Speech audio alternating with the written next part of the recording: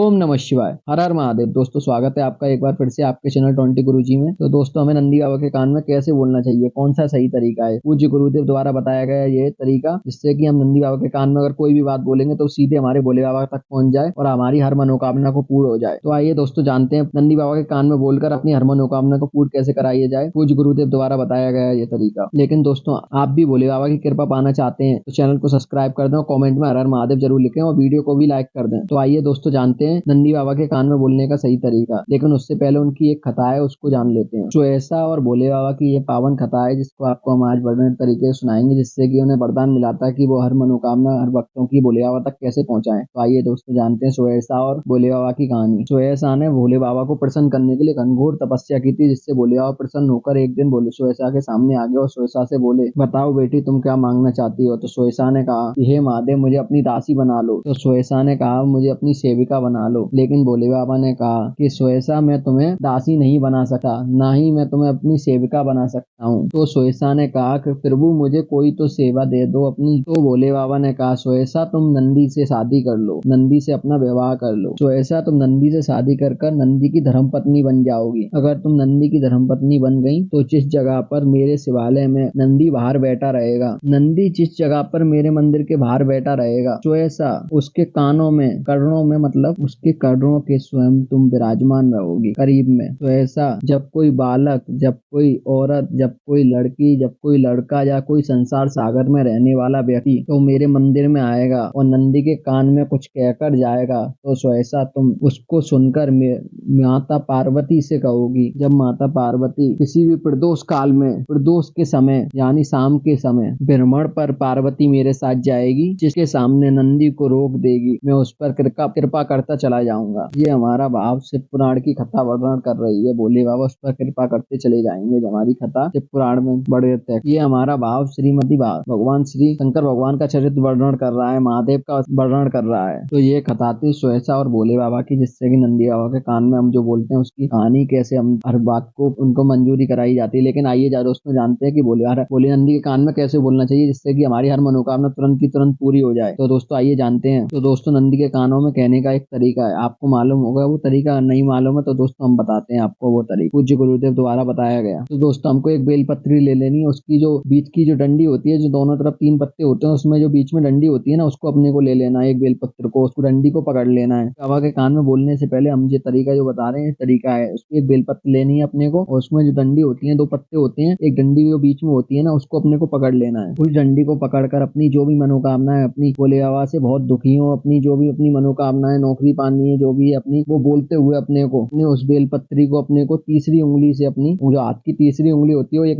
अंगूठे से उसको पकड़ लेना है। अपने को नंदी के ऊपर रखकर, उसके कानों के पास रखकर, अपने को सिर के ऊपर रखकर अपनी जो भी मनोकामना उसको नंदी के कान में बोल देनी है। और उसके बोलने के बाद अपनी जो भी मनोकामना, जैसे हमको नौकरी चाहिए, जो भी चाहिए अपने को, वो सब मनोकामना अपने को बोल देनी है। अपने धन के संबंधित कोई भी समस्या है जो भी अपनी नंदी के कान में बोलने के बाद अपने को बेलपत्र को उनके ऊपर ही रखना है और शिव जी को देखते हुए अपनी मनोकामना का बोल देना है। और फिर उस बेलपत्र को लेकर, लेकिन दोस्तों सुनिए उससे पहले, लेकिन अपनी मनोकामना बोलने के बाद अपनी बेलपत्र को उठा लेना है। अपने को वो बेलपत्री अशोक सुंदरी के ऊपर चढ़ा देनी है। अपने को अशोक सुंदरी माता जो होती है, अपने को गणेश जी और पार्वती के बीच में अशोक सुंदरी माता, उनके ऊपर चढ़ाते हुए अपने को और बोल देना है। और पता है गणेश जी को सुंदरी पे चढ़ाने के बाद अपने भोले बाबा से बोलते हुए अपने को वापस आ जाना है। लेकिन पार्वती मैया जब भोले बाबा से कहती हैं, अपनी जब हम बेलपत्र अशोक सुंदरी पे चढ़ा देते हैं, तो पार्वती मैया जाती हैं भोले बाबा से अपनी मनोकामना बोलती हैं। तो अपनी हर मनोकामना को भोले बाबा को मानना ही पड़ता है, क्योंकि पार्वती मैया अपनी मनोकामना स्वयं जाकर भोले बाबा से कहती हैं, इसलिए भोले बाबा को अपनी हर मनोकामना को मानना पड़ता है। वो जो भी हम मांगेंगे उसको पूरा कर देते हैं। बोले श्री शिवाय नमस्ते में हर हर महादेव। वीडियो अच्छी लगी तो वीडियो को लाइक करें, चैनल को सब्सक्राइब जरूर कर दें और कमेंट में हर हर महादेव जरूर लिखें।